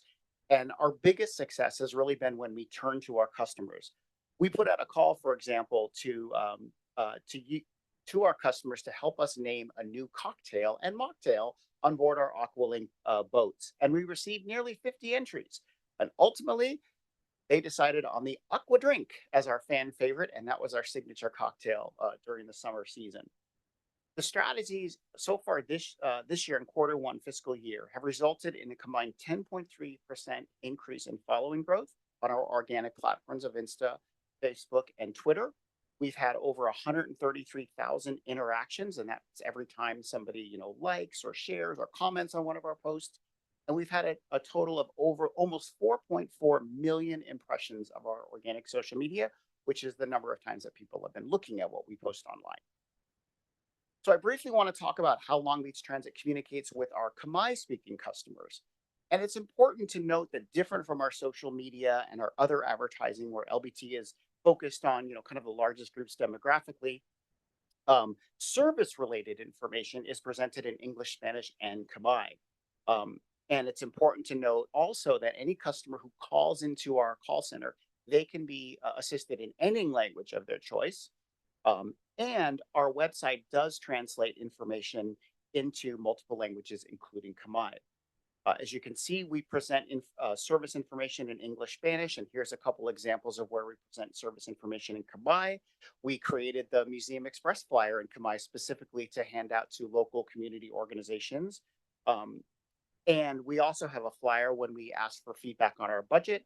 So that example is here. We've got our fare information, and then there's route specific information. So for example, when we made a service change a few months back and we made some adjustments to routes on the 40s, which operate along Anaheim, we created specific Khmer related collateral so we could utilize that to better communicate with the customers who utilize that route the most. Also want to note that our team is currently working with Khmer TV, and we're working on ways that we can promote Long Beach Transit through Khmer TV. So community relations, which is where our staff goes to events and we organize participation in things like parades, or we speak directly to students and community groups. This is, kind of where we go to talk to our customers and get feedback from them. It's where we hear the stories that you see in the Ride the Bus by directly talking to the people who ride the bus. Going out to the community is really a critical part of what we do because it helps ground truth what we think we know or what we think we're hearing with what we actually hear, because customers are not shy to tell us what they think about our service, both positive and negative, when we're out talking to them in the community. Wanted to give you some numbers, and here they are. In fiscal year 2024, staff attended 78 total events, which is about 1.5 events per week over the course of the year. And the events focused on older populations because in-person outreach with our older citizens is much more effective. And the heat map shows you where we've been. And you could see we've been all over the city, all over the community. We went up to UCLA to promote our commuter service. And if you're looking at that map and you're wondering why is there a dot in Pasadena, well, that's when LA Metro hosted a countywide senior citizens exposition, and we were there too. So to close out, I would like to briefly discuss a pilot program to provide free Wi-Fi service on board our Long Beach Transit buses. And the concept is that we will place LCD screens on board LBT buses that feature service information and advertising. This program is unique, and it's important to emphasize we would be the first in the country to do something that's this comprehensive, which is providing Wi-Fi service and having the advertising dollars support the cost of that service. The goal is minimal cost to no cost to Long Beach Transit, giving customers the ability to access free Wi-Fi. The ads will be on the LCD screens, and customers will see advertising on their phones when they access the free Wi-Fi service. I want to emphasize that this is a pilot program. And again, it's the first time in the country when somebody is creating a program like this where the advertising dollars are supporting the Wi-Fi service. Right now, we're testing the service on just two buses, 16025 and 16029. They operate primarily on Route 131, and these are the newest 35-foot New Flyer buses. The next steps in this pilot program are expanding this to 25 total buses for a year-long pilot. And we're working with the company that is doing this to expand the service, and we're finalizing the details of how it's all going to be paid for. They'll be installed only on our battery electric buses in this initial phase of the pilot. The pilot's going to help us to assess the viability of expanding the program across the fleet, with really the key question being, can we generate enough revenues to sustain the program and install it on additional buses? The goal for us is we want to create a net positive revenue return to Long Beach Transit. I expect that the next 23 buses will be equipped and deployed within about the next 8 weeks or so, and then we'll get to evaluate the program and determine what the viability is of expansion, again, based on the sustainability and the revenue return. And we're going to also have further discussions with the vendors about what profit sharing is going to look like. Down the line, I also want to note that we are going to be testing geo-based advertising. So customers may be able to view different ads depending on where the bus is in the city. And that's going to be a great way to promote local businesses. So thank you so much for listening to the presentation. I appreciate the time, and I'm happy to answer any questions.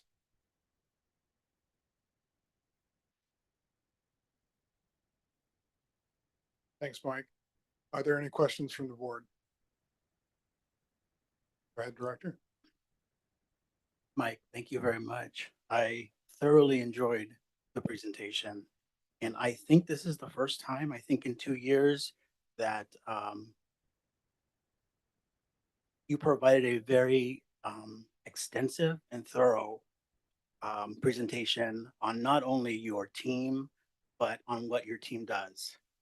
So thank you. I just wanted to ask, the social media posts and the advertising, is that your team or is that the contract we have? Is it Omaha?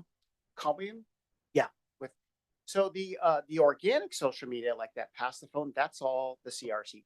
Okay, they do all that work. The paid work is primarily done by Columbian. Okay. So great job to the team for doing all that social media. I've seen many of those posts. I try to interact with them as much as I can. I think they're great. I think the suggestion that Director Kemp gave at our retreat about Ride Like Me, your Ride Like Me campaign, I'm glad you heard that, and I'm glad your team is working on that. I would also suggest perhaps in addition to Look at Me and Ride Like Me is maybe add a destination focus. I'm riding to the Long Beach Gay and Lesbian Center on line 151 on 4th Street in Retro Row. I don't know if your team has considered that, but maybe a destination as well. Some of the things that we have done is we'll feature a route and we'll talk about a heritage landmark on the route. So for Rosa Parks' birthday, we have a Rosa Parks Park. Okay. We featured the park and we said, this is the route that you could ride to get there. So we do that on social. I saw one of the examples of the museum that's across from MOLA. Sorry, I can't think of it right now. I am. Right. Yep. Also, I think it might be a good idea whenever possible to, in addition to your website or substituting the website, perhaps add your social media handles. Like when we're on the parades and the banners, maybe put at right LBT. Maybe on the advertisements, put at right LBT. I noticed one hashtag, it was a very long one in the Spanish language, but perhaps also use the hashtags because I know people interact with those all the time. And again, thank you for your presentation, all the amazing work that you and your team do. And I hope that we're also considering the older community and the disabled community. I know your presentation was focused today, but I hope that we still are working in outreach to those communities as well. Absolutely. Thank you. But thank you. Any other comments? Yes. Hi, Go well, ahead. thank you, Chair. Yes, thank you. Very exciting. As you know, we love this kind of stuff. I know that the pilot's not done, but is there anything that you can share, even anecdotally, about how on the 2 buses that you are piloting Wi-Fi, how that's been received? I can, and it's been received very well. As you may know, there are other agencies around the country that offer Wi-Fi, but they're paying for it. We have it on 2 buses, and the amount of engagement we've had on those 2 buses exceeds some smaller agencies' total fleet, which is, I don't know how many buses in terms of Wi-Fi access. So it's been really successful so far. That's amazing to see. And I think both time-based, location-based advertising in the future is huge, not just for revenue for us, but also for the city. Like I can imagine going down, 4th Street or pick any business corridor and seeing in real time as you go, like those are the relevant spots to hit. But I won't turn this into a brainstorming session. We'll do that later. But that's fantastic. Thank you. Really good to see. And the part I did mention about the geo-focused ad is one thing we will be able to do is we're going to have a mix of national and advertisers. That's the goal. And so with the geo-focused ad, we can offer low-cost ads to small businesses because it's going to be much less expensive to say if you want to just advertise in downtown, it's an affordable ad as opposed to I have to pay national rates. So that's another benefit that we're hoping, but that'll all be kind of fleshed out during the pilot. This was so really, really, really good. So thank you for that. I just wanted to ask about sort of kind of in between free and paid media. What are you doing like to partner with businesses and hotels on the waterfront to then, promote water taxi there at their premise? And what are you doing with business associations? And if you ever need those introductions here at the city, we'd be glad to make those introductions. Thank you. Yeah, well, when water taxi season comes around, we develop printed materials and we hand them out to hotels and we take them to the Queen Mary and we take them to the aquarium and and they post those out to advertise our services. We had a partnership in years past with the Aquarium of the Pacific where they put a slide up. They have those monitors if you've been to the aquarium to promote. We have a great relationship with the aquarium, so we do things like that as well. And then, we are actually talking to the business improvement districts about this Wi-Fi program because it's another opportunity where a bid could pool funds. So then, maybe one restaurant can't afford, but if they pool it through the bid, then multiple restaurants can afford like a rotating ad. So we're working on that as well. Well, thank you so much. I loved everything about your presentation. It's very exciting, right, to see, and I'm able to see them through my Instagram, and it gets me excited to see community that I know riding the bus. That I know, and I'm really excited to see Kamai, right? I think I was super, super excited to see that. But my question to you, I know you mentioned you have a partnership with Kamai TV. Is that to create ads or just to air on their TV, or what's that partnership look like? We're kind of still in discussions with them, but the goal would be to have maybe ads or something like that to promote Long Beach Transit on Kamai TV. But it's been a slow process, but we're working with them. Great. Well, thank you so much for your hard work. It was an Thank you. amazing presentation. Appreciate it. Mike, do they have a community talk show or something like that on local cable? They used to, but I don't know if we do now. There's the city station, but I don't know if we have a community talk show, to be honest with you. Yeah. Okay. Thanks. So it'd be another way to talk a little bit more about in detail how to ride the system, which is my concern is that new populations that come into the community may not know how to ride. We're actually launching a new series called Bus Ride Basics, and those are going to be a series of social videos. And so we start with basic, how do you ride the bus? How do you hail the bus? How do you pay for the bus? So that's a series that we're working on, and that's also coming very soon. That's great. Yeah. And that's where the discounts come is knowing how Correct. to pay. Yeah. Yeah, I think your presentation was great. I think your ad company is putting out some really nice stuff, some very approachable stuff, some fun stuff, and I can see how these ads might lure people on board, which is what we want because we have one of the finest systems in the country. So thank you. Thank you. Chair, can I just follow up on that? Actually, that was going to be the nature of my question. You know, on the cable channel in Long Beach, which, you know, if you're kind of a geek like me, you kind of actually watch it. And they did actually a whole series on the Port of Long Beach. And couldn't we like produce something like that? It was very, very informative in terms of all the things that they're doing, all the things that they're sponsoring, the new terminals, all, you know, it was just on a loop. So you just kept seeing it over and over, and it was like a pretty long segment on the cable. And I wonder if we can do something similar and work with them collaboratively. In years past, we had a partnership with Spectrum TV, and it's a paid sponsorship. So it's actually part of the advertising budget. So we were doing a little bit of that. And then as budgets were shrunk a little bit, that was we looked at kind of the returns and what we were getting on that. And so that one fell off because we decided to spend our money in other ways that we thought would be more effective in terms of reaching intended audiences. Because it's a costly campaign to do those partnerships. But you know, in the future, be happy to look if we get revenue and ridership up and we're getting more money, and I got a bigger budget, then happy to look at anything. As they all laugh at me.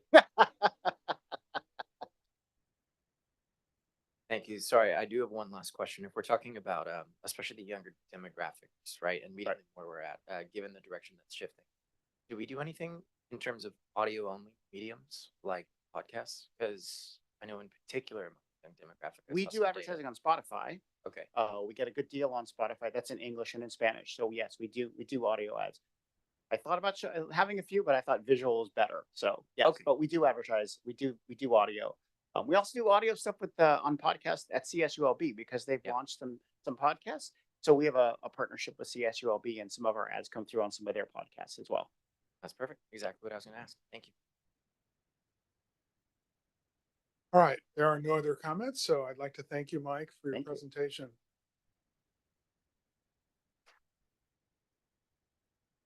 All right, we're moving on to item 12, and Ken McDonald will present. So I have two reports, and both of those are achievements by our finance department. The first one I wanted to talk about is once again, my name is Kenneth McDonald. I'm the president and CEO at Long Beach Transit, and I want to say good afternoon to all who assembled here today. I'm proud to share that Long Beach Transit has been awarded the Certificate of Achievement for Excellence in Financial Reporting for our fiscal year 2023 annual comprehensive financial report, commonly referred to as ACFR. This marked the 34th consecutive year LBT has received this highly regarded acknowledgement. The Certificate of Achievement represents the highest form of recognition in the area of governmental accounting and financial reporting. It is a significant accomplishment by a public transit agency and its management. LBT report was judged by an impartial panel of GFOA members of government financial reporting folks to ensure that it met the highest standard of their requirement, including demonstrated a constructive spirit of full disclosure that effectively communicates our financial story and encourages potential users and user group to read our annual comprehensive financial report. This award represents a major accomplishment for LBT and its staff. Its attainment reflects LBT's commitment to upholding the highest standard of governmental financial reporting. I would like to acknowledge the following current staff members who made significant contribution to the FY 2023 annual comprehensive financial report. And you notice we're doing this in September of 2024 because you have to do it after the 2023 budget is completed. So it takes a long time after that you get the result. So the people that were very instrumental in this happening is Lisa Patton, Executive Director and of Finance, Ashley Liang, our Treasurer, Sherry Kuhn, our Manager of Finance, Erica Calderon, the Comptroller, Jennifer Maxwell, who is going after the $21 million, Manager of Capital Programs, Jeff Fortune, Capital and Grants Planner, Irma Pamplona, Financial Analyst, and Laura Orozco. I think she's the one who does the most in running around making this, right, Laura? That does this. She's like, I think there are two of her. I really believe so. I see it. So I want to really commend her as the Administrative Assistant of Finance. So I'd like to conclude that, give a hearty round of applause to the people who have been involved in this recognition of the CAFRA. Thank you.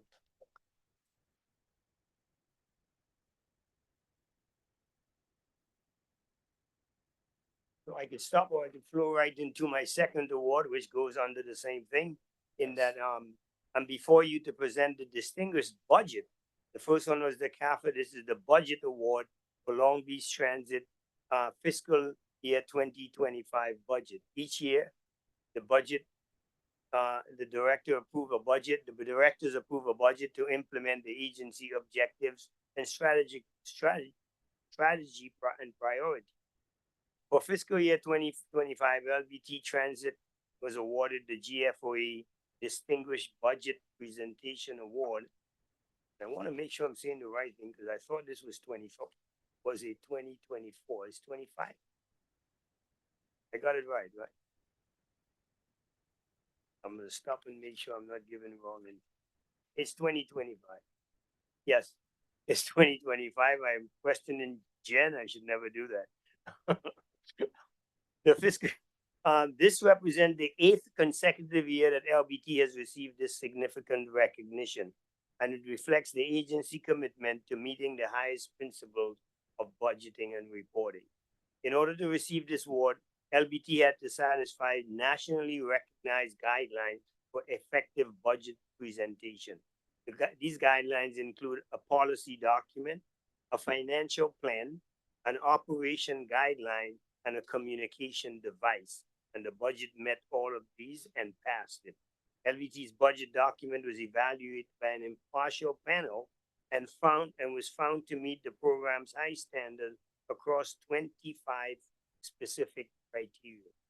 Again, I would like to thank the following current staff employees who was significant contribution, and a lot of it are the same people. Lisa Patton, Executive Director of Finance and Budget, Ashley Liang, the Treasurer, Terry Kuhn, the Manager of Finance, Jennifer Maxwell, the Manager of Capital Program, Melissa Murray, Senior Accountant, Irma Pamplona, Finance Analyst, Jeff Fortune, Capital Account Grants Planner, Shani Zamora. Shani is a new person who's added a lot of value to our organization, Senior Account Grants Manager. And again, I said there were many Laura Orozco, who is an Administrative Assistant in Finance. Again, I would like to congratulate them on the work well done and recognize this group for the work that they continue to do for LB in the financial department. Thank you. That concludes my report. Well, thank you, Ken, and congratulations to all that were responsible for those two actions. We really appreciate your fine work every month, Lisa. We really appreciate your reporting. Ashley, we thank you as well, and your whole team. It is a pleasure to get those reports and to see that we are doing so well financially. So we took items, just to recap, we took items 12 and 13 together. Is there any public comment? All right, hearing none. Is there any comment from the board? Hearing none, we'll move on to item 14, public comment. Is there any public comment on anything related to Long Beach Transit? Chair, yes. Errol Fraser has a public comment.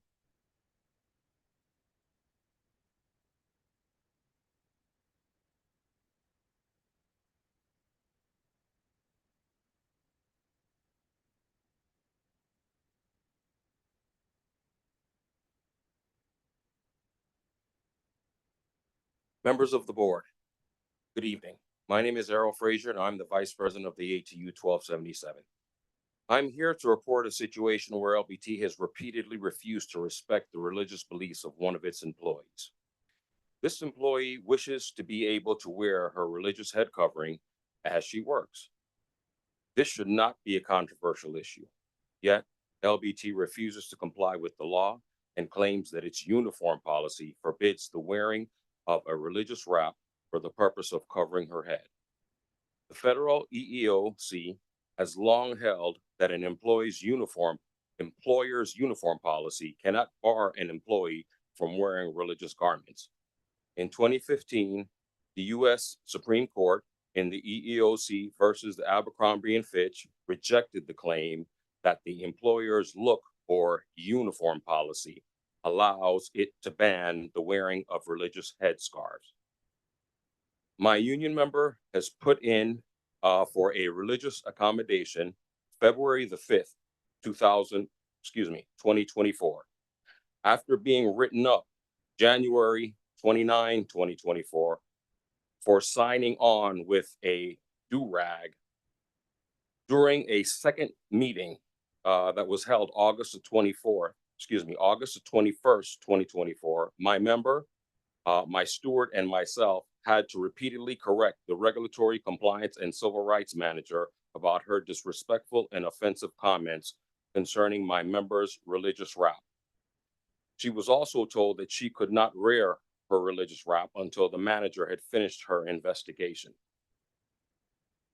Our member has filed a complaint with the state EEOC concerning this issue and was interviewed September 23, 2024. LBT should be fully aware of the law on this issue. I'm appalled our member had to go to this length to secure her ability to freely exercise her religious rights. I urge you to admonish the LBT administration and to put a stop to this flagrant and illegal behavior. Thank you.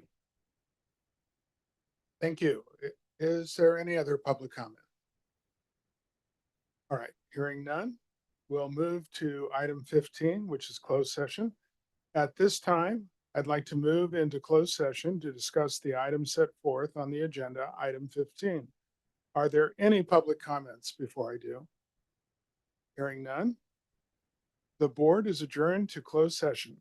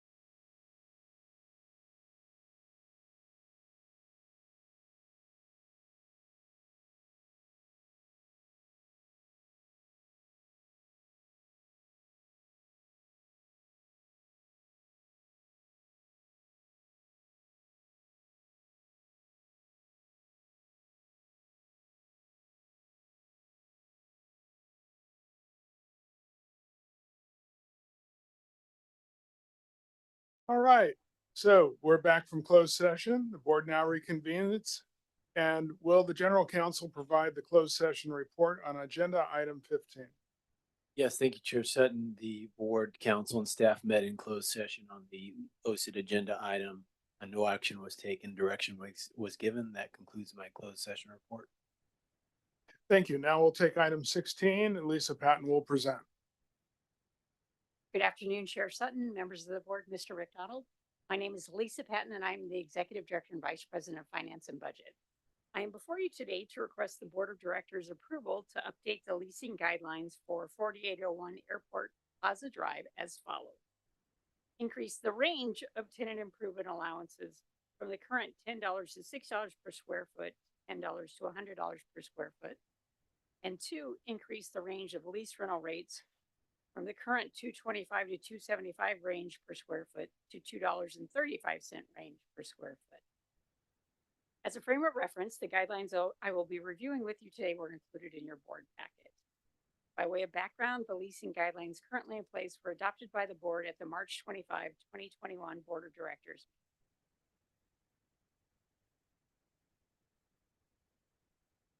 The leasing guidelines provide a lease rental rate structure and minimum lease terms to be utilized by LBT's authorized leasing agent. The guidelines assist in streamlining the leasing process by providing the CEO advance authorization to negotiate leases consistent within the leasing guidelines. The guidelines help support the goal of obtaining the most beneficial lease terms. Outlined on this slide are the 7 sections of the lease guideline. The guidelines set minimum terms related to lease rental rates, lease term length, rent abatement, tenant improvement allowances, exclusives, taxes, and provisions for addressing health emergencies. The lease rental rates represent the current fair market rent, which is defined as the rental income a property earns, indicated by the current rents paid for comparable spaces in the Long Beach office market. Lease term length requires all leases to be a minimum of 5 years with a preferred minimum of 10 years. Rent abatement provides the tenant with free rent for an agreed upon time with a maximum amount of 1 month for each year of the initial lease term. A tenant improvement allowance may be included in a lease, and the amount varies depending upon the type of use, the tenant's financial strength, and the length of the lease term. Exclusives may be granted, allowing them the ability to sell certain goods or provide certain services within the building. As outlined in the lease, tenants shall be responsible for taxes. Lastly, the health pandemic provision states that tenants shall respond to all potential health emergencies. Now I'd like to turn to the changes being proposed to these guidelines today.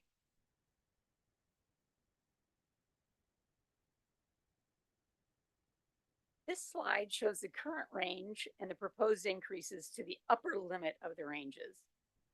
On the left shows the current range, and on the right shows the proposed range.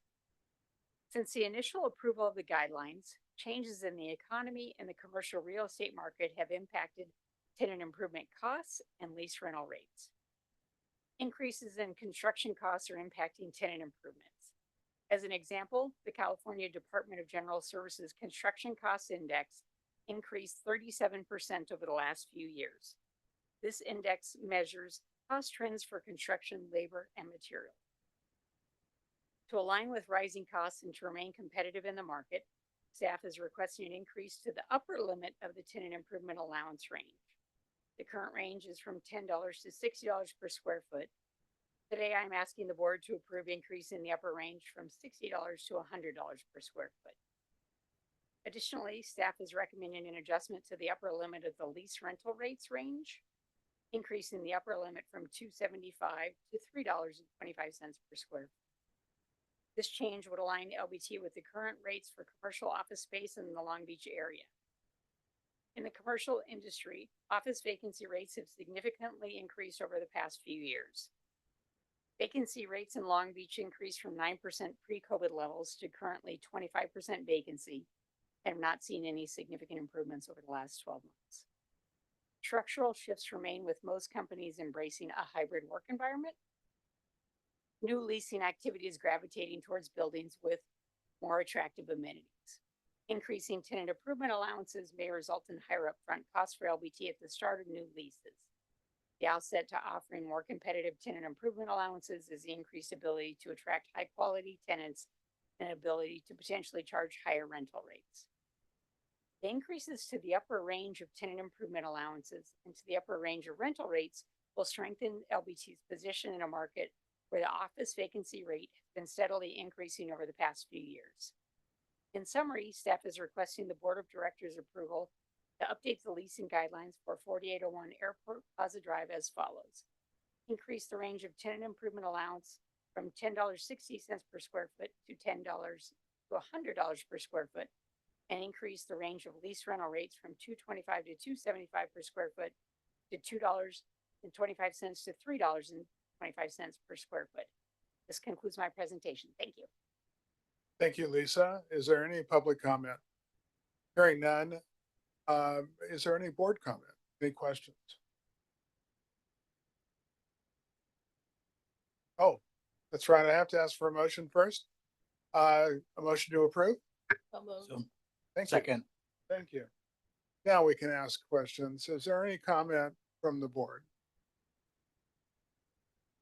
Hearing none, we'll call for the vote.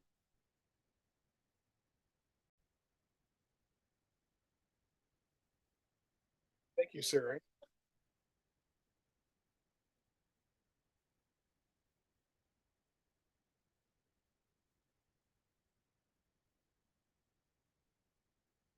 Chair Sutton, Aye. Vice Chair Mejia. Aye. Secretary Treasurer Nyorbe, Aye. Director Kemp, Director Angeles, Aye. Director Rawlings, Aye. Director Thrashentuk. Directors Kemp and Thrashentuk have been excused. Thank you, Jen. The motion carries. The recommendation to approve updates to leasing guidelines for 4801 Airport Plaza Drive, Long Beach, California 90815 as follows. Increase the range of tenant improvement allowance from $10 to $60 per square foot to $10 to $100 per square foot. Increase the range of lease rental rates from $2.25 to $2.75 per square foot to $2.25 to $3.25 per square foot is approved. Now we go to item 17, board requests. Are there any board requests? Hearing none, we'll move to, I'm sorry? I gotta raise my hand higher. Thank you. After the board retreat, if I remember correctly, we were going to have kind of a report. I know I missed last month's. Have we received kind of the culmination of the expectations for the board and staff, what we were gonna do over the next few months to talking about some of those items? So, CEO McDonald and I did meet with the executive committee. We did share our progress of where we were with those items. We will be rolling out hopefully a communication tool for the rest of the board, hopefully by the end of October. Oh, great. That's questions. Thank you, Jen. Chair, I have a question. Will LBT be participating in California Climate Day on October 2nd? Or is that part of our Move LA participation? Yeah, it's October 2nd is California Climate Change Day, I believe.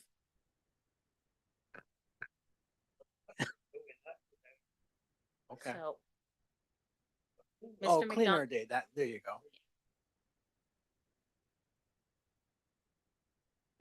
Thank you. It wasn't in the report, so I was just curious. Thank you.